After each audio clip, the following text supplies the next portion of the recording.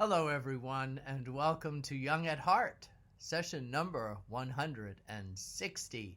I'm Father James DeLucio in the library, ready to offer you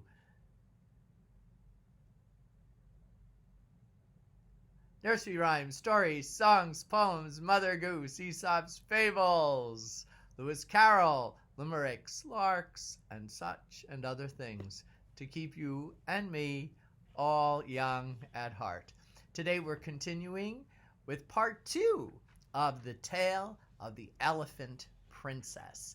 And as you know, the youngest in the family of the 3 boys, the youngest one, promises his mother that when she dies, he'll place the tail of an elephant princess in her coffin, and he goes to do just that in some kind of suspended sense of space and time where all the elephants come to eat and sleep with a kind of mystical woman in charge, but where no other human being has ever dared to go. Not giving in to fear, he takes the princess elephant's tail while she's sleeping, and then he's chased by the elephants. He calls for his juju. Now, I should have told you what the juju is. It's a talisman or some kind of artifact, an amulet that casts spells. And it can be something that's worn in the hair or on the body or carried. In this case, the young boy keeps his juju in his hair, and it has now saved him twice as the elephants were chasing after him. First request what he should do, the juju says, put a branch on your shoulder, and it turns into a huge tree which blocks the elephants from him, and they also start eating the leaves of the tree. And then the second time they're continuing to chase him, and he puts a corn cob on his shoulder, and it turns into a big field of maize, and the elephants have quite a feast. But after that, they finally catch up with him, but the boys in the village, and sort of miraculously, these elephants will not enter the village. They return home to tell the sorry tale that they could not obtain the princess elephant's tail, and she turns herself into a lovely young woman to trap the young man and give him his just deserts. So we ended up yesterday. She has just entered the village, and the villagers come out to just admire her beauty. The princess then proclaimed that whoever succeeded in shooting an arrow into the symbol that she carried could marry her. The young men all tried and failed, but an old man standing by said, "If only Kuwasi," the man who had cut the princess elephant's tail, "if only Kuwasi were here, he would be able to hit that symbol with his arrow. Then Kuwasi is the man I shall marry," said the maiden, "whether he hits the symbol or not."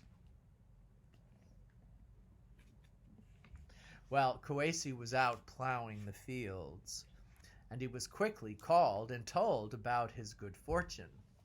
But he was not at all delighted to hear about it, for he suspected that this mysterious maiden had something up her sleeve. Still, he came, and he shot the arrow, and it struck the center of the symbol. He and the young woman were married, but all the time she was preparing a punishment for him. The night after their marriage, the young woman turned back into an elephant while Kuwasi was sleeping. She was just about to slay him when Kuwasi woke up and shouted, "Oh, my Juju de poor, save me!" The Juju turned him into a grass mat on the bed, and the princess elephant couldn't find him anywhere. She was deeply annoyed, and the next morning she asked him, "Where have you been all night?" "While you were an elephant, I was the mat you were lying on," replied Kuwasi. The young woman took all the mats from all the beds and burned them.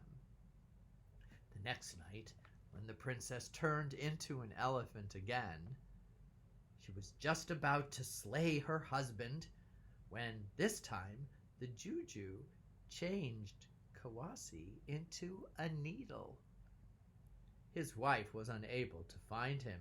In the morning she asked where he had been.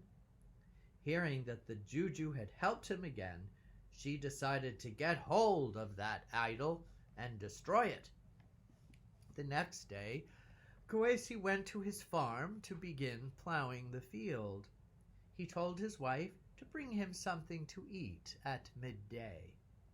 When he had finished his food, she said, "Put your head in my lap and go to sleep, dear."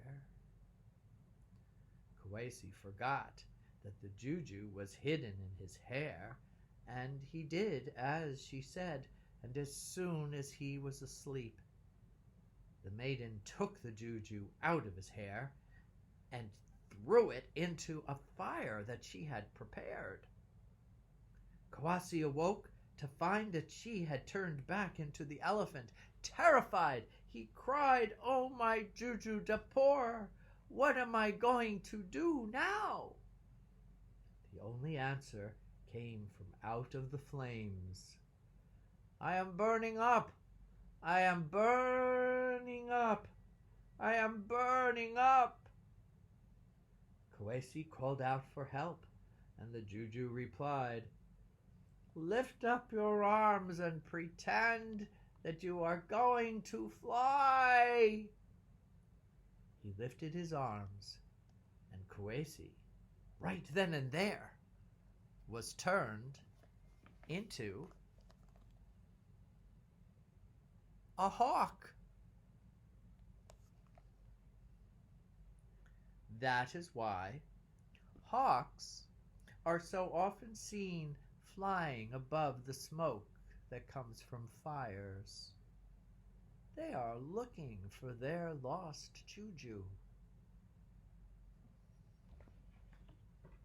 Now, you didn't expect it to end that way, did you? A good tale. Revenge is for naught when we have the right Juju.